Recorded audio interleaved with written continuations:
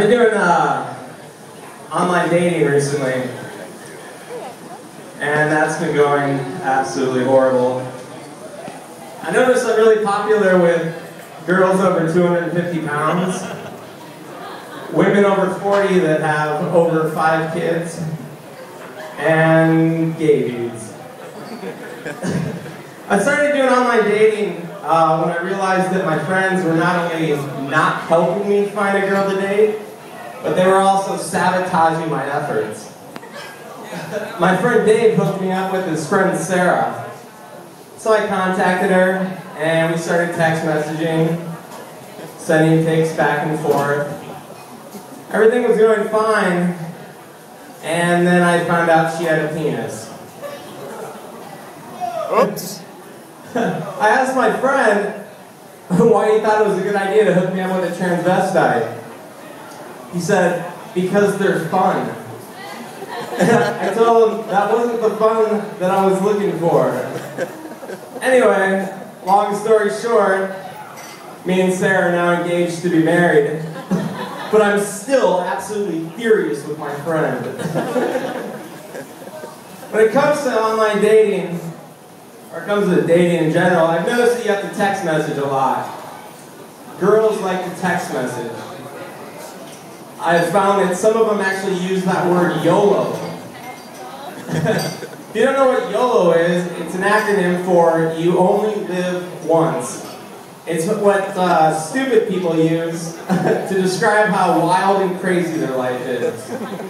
It's kind of like carpe diem, except for idiots. It's mainly used by teenagers, but I've also found that, unfortunately, some adults use it too. Example, I'm taking off work this Friday, and I don't even care what my boss thinks. YOLO!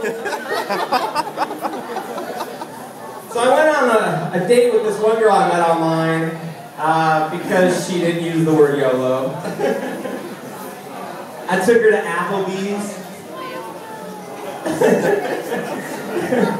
It's the only thing open by my house late at night, so if you want something to eat or get something to drink, you're forced to go to this evil place. And this place is packed, because everybody else that lives around me is forced to go to this terrible place also. So we go in there to Applebee's, and they sit us right by the Jimmy Buffett tribute band that's playing there that night. And they are fucking loud. I have to yell the order to the waitress. So as we're waiting for the chefs to microwave the food in the back, we're subjected to listening to this band who's attempting to make a career out of singing Margaritaville.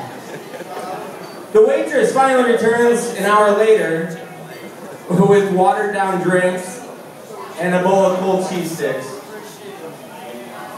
If there is a hell, Applebee's on a Saturday night with a Jimmy Buffett tribute band playing at full volume for eternity, that would be it. Though I might be too critical about all this, I can tell you that from the girl's perspective, it was probably much different.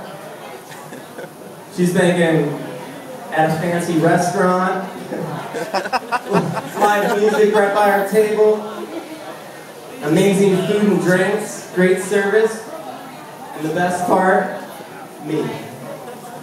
Alright, before I go, I will tell you about one romantic experience that I've had, just so you know that it's not all been a complete failure. I got pretty good grades in school. One time, though, I was failing science. And I needed like a 98% on the final just to pass the class, which was impossible.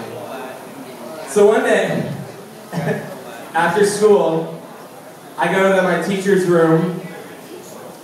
She's about 30 years older than me, but I knew she was lonely. So I'm like, hey, what can I do to pass the class?